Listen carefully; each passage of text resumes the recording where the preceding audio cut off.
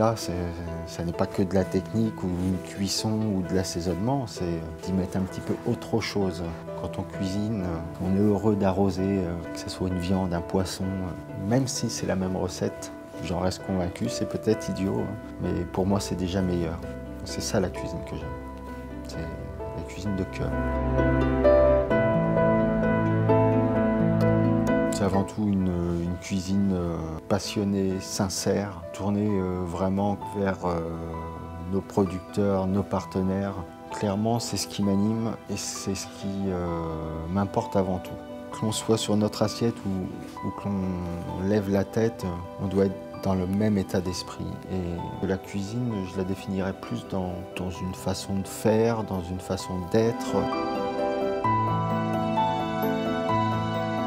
D'enlever tous les menus, la carte, ça a toujours été un rêve. Pouvoir faire un petit peu de spontané, de soi dans l'assiette en permanence. J'ai besoin de réfléchir, j'ai besoin d'être dans la réflexion permanente.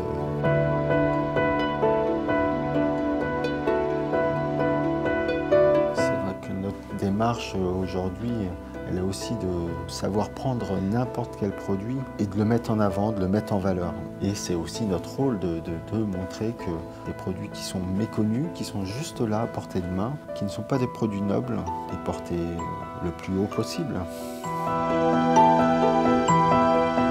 Du fait qu'on ait choisi aussi une formule sans carte, sans menu, où on impose un petit peu tous ces produits aux clients, nous permettent de mettre en avant ces produits, aux clients de se dire le navet, je ne le connaissais pas comme ça. Et je suis convaincu que la prochaine fois qu'il ira au marché, il se prendra quelques navets, histoire d'essayer à la maison et puis de vouloir se dire j'aime le navet et puis on va en cuisiner.